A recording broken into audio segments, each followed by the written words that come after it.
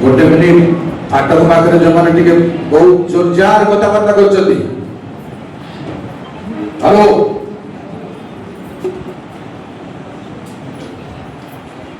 प्रभु को धन्यवाद संगे संगे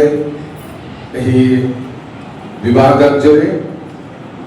सक्रियता पूर्वक जोग देइथिबा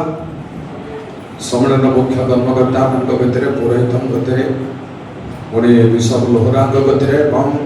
समस्त अभिषिक्त जनमान गति अनेक विश्वासी विश्वासिनी भाई भाई गति प्रभु जीशु नाम सम्मान जन बहुत विलंब अच्छे सत मत दुई तीन थर अल्प समय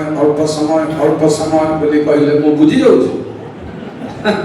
थरे कहले भी मु बुझीवाई पारि मु आज स्थिर कर कौन पढ़ाई भी नहीं आगर मो स्थिर पढ़ाई भी ना बहुत विलंब कहीदेवी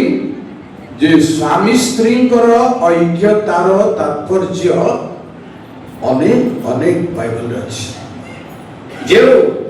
से कहीं एक कले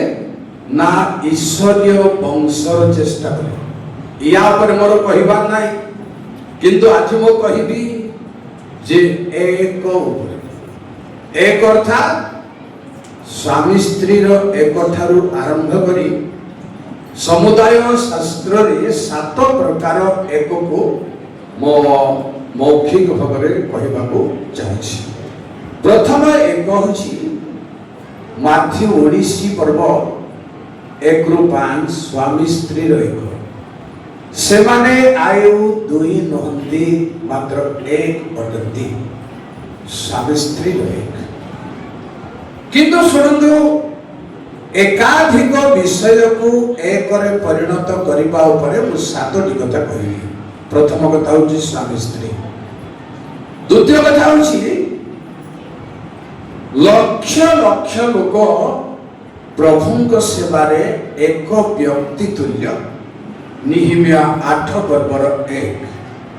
जलद्वार छंगरे लक्ष लक्ष इस्राएल परमेश्वरंकर वाक्य सुनिबा पई एक मनुष्य तुल्य से माने एकत्र एक द्वितीय विषय यार भाव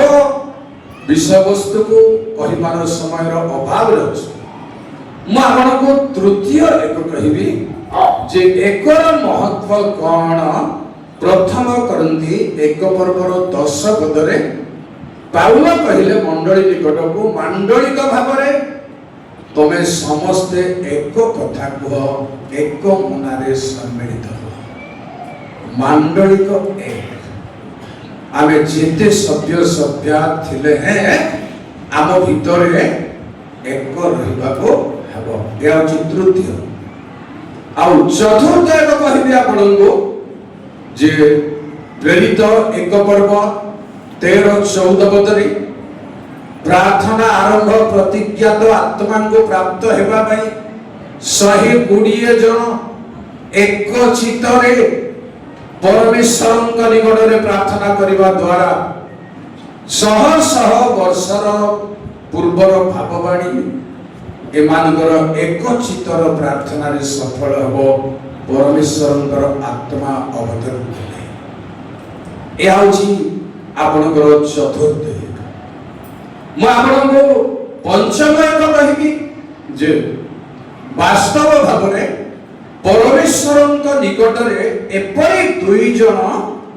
एक हेबार अछि पृथ्वीर भयंकर विष सब साधन को माथ्यू 18 पर्वर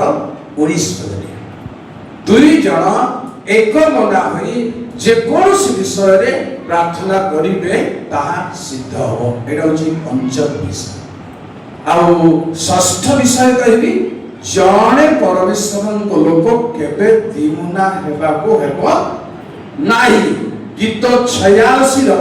11 पदरे लिखा अछि जे सेथिरे भक्त कहले परमेश्वरन को मते एक मना कर मो मन एक या होची नंबर 6 आउ सप्तम नंबर एक होची आपनकर समुदाय पृथ्वीर जिते विश्वासी विश्वासी केवल जल द्वार छक निकट रे इस्राएल संतान केवल किंतु समस्ते जहा फल रे प्रथम करंती 10 पर्वर 16 17 पदरे लिखा होचे आंभे माने अनेक हेले हैं सही एक रोटीर अंश गोटिए शरीर समुदाय पृथ्वीर मंडली समुदाय पृथ्वीर विश्वासी विश्वासिनी भाई भौणी परमेश्वर लोक से दिन प्रभुंग महादिन कौन तारतम्य न थाए कौन भेदाभेद न थाए कौन अप्रेम अमिलन न थाए एक हेबाकू पड़िबो एही एकत्रीकरण रो उदाहरण स्वरूप स्वामी स्त्री का एकत्रीकरण जहाँ फल जेहिकल 37 पर्वर 17 रु 20 रे परमेश्वर कहले तुमे दुईटी जष्टि को जोड़ी गोटिए करा आउ दुई जष्टि हेब नाही दुई गोष्ठी हेब नाही प्रभु स्वामी स्त्री भाव रे हो मांडलिक भाव रे हो कि आ प्रार्थना दल भाव रे हो विश्वासी विश्वासिनी भाव रे हो गोटिए परिवार समय सनिकट तेणु प्रभु आदिर बाहा हेबाकू जाउथबा बरबन्य को सेही परि ऐक्यता प्रदान करंतु आम समस्त को आशीर्वाद करंतु धन्यवाद प्रार्थना करें सर्वसाधन करता महिमामय प्रभु मोर आश्चर्य नाम धन्य हो पुओ को जोड़वा चाहिए वैवाहिक बंधनर जोड़े यही जोड़ दृढ़ आशीर्वाद कारण